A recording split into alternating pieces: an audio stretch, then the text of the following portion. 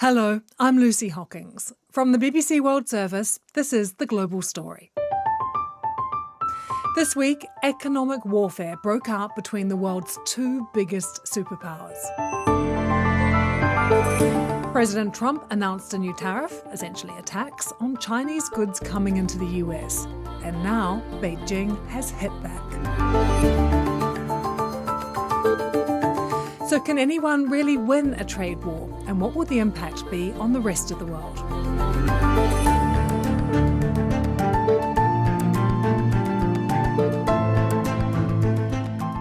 With me today is Ritika Gupta, who is our North America business correspondent, joining us from New York, and the BBC World Service Asia Pacific editor, Michael Bristow. Well, if there's one thing we know about Donald Trump, it's that he loves tariffs. The word tariff, properly used, is a beautiful word. One of the most beautiful words I've ever heard. It's music to my ears. I always say tariffs is the most beautiful word to me in the dictionary. They are at the heart of his economic plan for the United States. During his first term and also throughout the presidential campaign, he was very clear. He thinks tariffs are going to help make America and American people richer. And he also thinks that they're a useful tool in helping to get other countries to do exactly what he wants. Before we go any further, though, I think, Ritika, we need to cover some basics. Like, what exactly is a tariff? Lucy, a tariff is a tax on imported goods from foreign countries. So Trump had proposed a 25% tax on Canada and Mexico, which have now been paused. But as an example, say you had a product that was worth $4, that would result in a $1 additional charge. So the total product costing some $5 or so. President Trump repeatedly says that a tariff is a tax on a foreign country. He said that time and time again. Is that true? No, it's not necessarily the country that pays for the tariff. It's the importing business that typically pays that extra charge.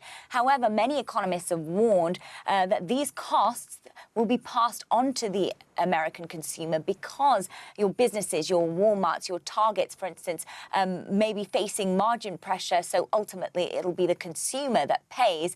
And that shows up again on their receipts when they go into their big box chain stores. So although there's been a lot of talk about the negative impacts of tariffs, for the Trump administration, there has been one big success already this week. When Donald Trump threatened to impose tariffs on Canada and Mexico, he said it was largely because of concerns about border security. Now, both Mexico and Canada have made big commitments to increase security at their borders. So, Ritika, can this be seen as a big win then for the use of tariffs? In some ways, Lucy, it's worked. He showed in some ways the kind of the art of negotiating a deal because, as you say, Canada and Mexico did cede to Trump's demands when it came to adding extra border security. But there's also the US trading off too in some ways, and many experts have said that you didn't need necessarily the threat of tariffs to get some of those things done, and it also does cause concern and uncertainty about tit for tat and the escalation of a global trade war as well, and that's what many experts and economists have been warning are the dangers of this. The biggest target of Trump's tariffs so far, though, has been China, and economists are worried that we could be on the brink now of a real trade war between China and the US. This isn't a new war, though, because President Trump began this economic war with China during his first term when he was in office. Mickey, why does Donald Trump see China as such an economic threat? Yeah, it's a really good question, and it's not necessarily obvious why China should be an economic threat. I think first and foremost, it's just a very, very big economy, which does a lot of trade with the United States. We're talking about $500 billion. Also, the United States is in deficit in that trade with China. So essentially, the United States imports far more goods, hundreds of billions more goods than it exports to China. So I think President Trump, what he does is he sees that, he saw that big deficit, and he wants to do something about it because it appears as though China's winning and the United States is losing. Also, in his first term in office, there were some very specific things which President Trump complained about China for, which previous American officials had complained before, specifically stealing intellectual property, forcing American companies to transfer technology to Chinese firms. If they wanted to set up operations in China, they could only do it, say, with a joint venture. They had to transfer their technology.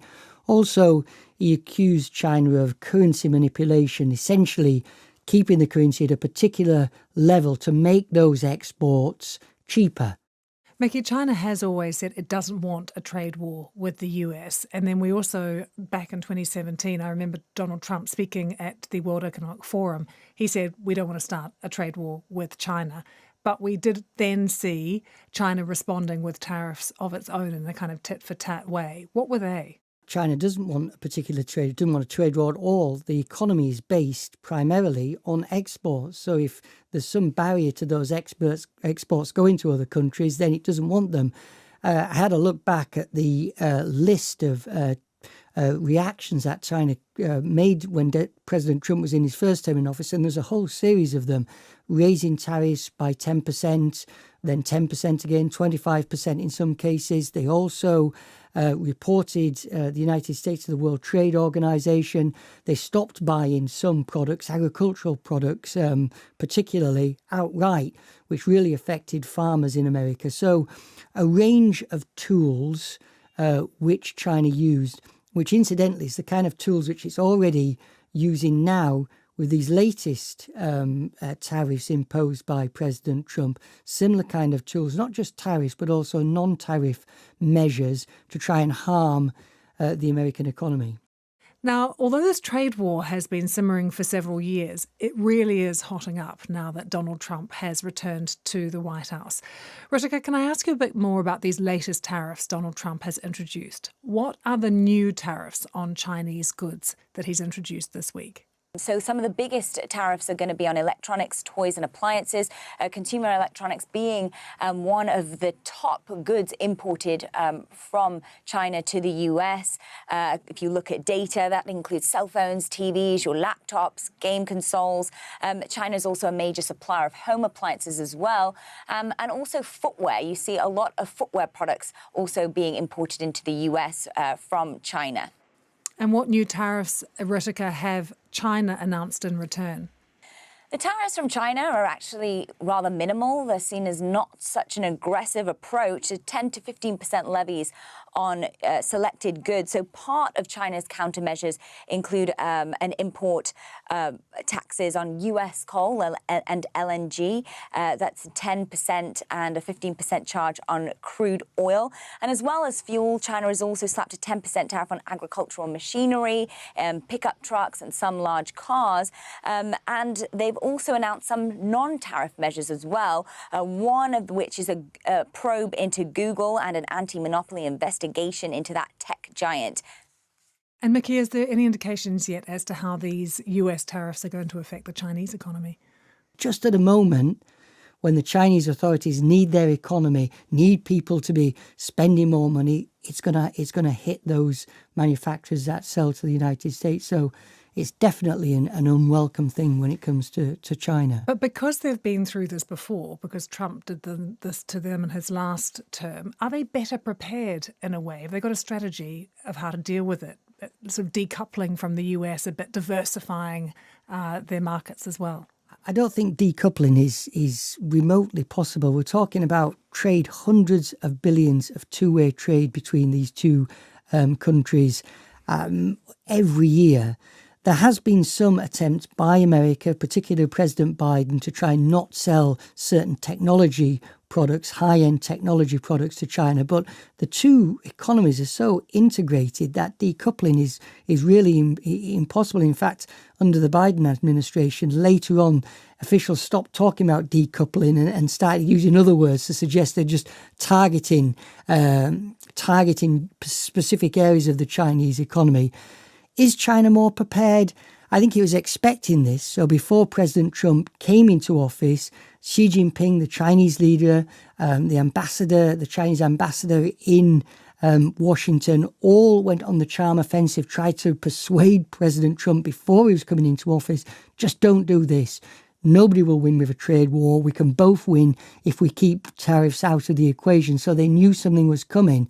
And also, to a certain extent, as you suggested there, they could prepare. There were many ways in which China can hurt the American economy which don't involve tariffs. Well, we know that Donald Trump sees tariffs as a way of rebalancing global trade and a way that he hopes that America can stay on top and remain the world's economic superpower. So is he going to be successful in stopping China's economic rise? Mickey, China is selling goods, as you've mentioned, everywhere, not just to the US. It has been the main driver of growth in the past few decades. Surely there must be really deep concern now in China about these tariffs and that more could be coming. This could just be the start. I mean, of course there is. I mean, the Chinese economy really isn't doing awfully well. It needs impetus. It needs a boost from somewhere. But to a certain extent, there's not a lot the Chinese can do about President Trump if he decides to use tariffs. And you've already touched on it, that tariffs are sometimes used again, used in ways which are for non-economic reasons. We talked about Mexico and Canada sending reinforcements to their borders to stop illegal immigrants and illegal drugs from getting over that border. So really he's using economics to solve political problems. Perhaps, and President Trump has mentioned this previously, China can help with the war in Ukraine because it has influence with Russia. China's trade with Russia has really just gone through the roof since Russia invaded Ukraine. Hundreds of billions of dollars worth of trade between those two countries. So perhaps President Trump could persuade China to use its influence with Russia over the war in Ukraine in return for dropping tariffs. So that's politics being changed through economic means again. Everyone talks about President Trump being very transactional and he likes a deal. What's Xi Jinping like? Like if the two of them are on a call? Well, in some respects, quite similar. I mean, I think China doesn't always say out loud what its policy is, what its foreign policy aims, what it's trying to do. In fact, very rarely does it say. But I think if there is an overarching philosophy when it comes to China and Xi Jinping and the Communist Party generally, it's trade with the rest of the world. Trade has made us rich. Trade will make you rich as well if you trade with us. So in that respect, it is transactional. You know, we benefit, you benefit. Win-win is a constant refrain from Chinese officials. Trade is, as the Chinese see it, and most economists, most traditional economists would agree with the Chinese, it benefits both sides. I trade with you, you win, I win. Ritika, one of the things that economists say about tariffs all the time is that it creates price rises that ultimately end up being bad for consumers. Do you think that these new tariffs and the potential of a tariffs war with China could really impact consumers in America? That is something that economists warn of, is that ultimately the consumer pays the price for these higher tariffs, even if the companies initially pay for the tariff. There's a lot of pressure on margins for companies as their costs rise, and then ultimately the consumer ends up paying. So there is a likelihood that is what economists have been warning, and it is also seen as counterproductive in some ways to one of the key objectives that President Donald Trump had, which was to keep the cost of living for Americans low. And then there's also the issues of the monetary policy side and what it means for the Federal Reserve. If inflation rises, then it means that their interest rate policy would be impacted, whether they have to lift rates, and how that could impact the economy and economic growth. Ultimately, Mickey, we've got President Trump and Xi Jinping on the phone together. Do you think that Xi Jinping will bend at all, will give in to Donald Trump? They will give something. Definitely China will give something because of all the reasons I've explained before. The export economy is vital for the Chinese economy as a whole. They will not want that disrupted, particularly to one of their biggest markets. And if you look back at what China did previously in the first Trump presidency, they did make concessions. Some kind of deal was enacted in the end. Now, you could argue whether China didn't renege on those terms of that deal. It might well have done. And that's certainly what President Trump would argue. But China is just as determined when it comes to politics. And it too, I think, would be prepared not to go to the whole hog to appease President Trump. They have got their red lines. And I think they've got some really good measures or some measures which could potentially hurt America in a way that President Trump wouldn't want. And they're in it for the long haul. They don't have a limited time frame. They've got a longer time frame. So I think they will give some ground, but not as much as President Trump would want.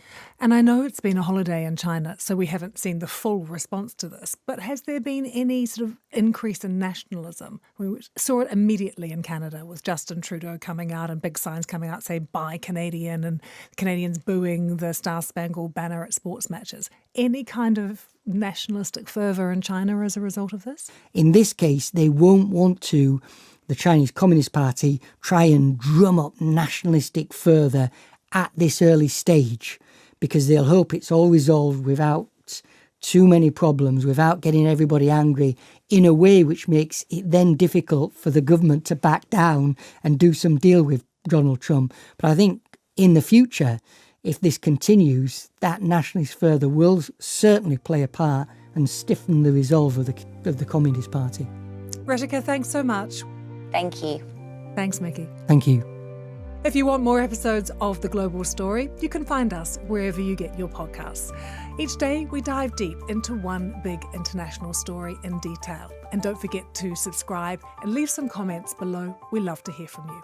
Wherever you've been watching or listening, thanks so much for joining us.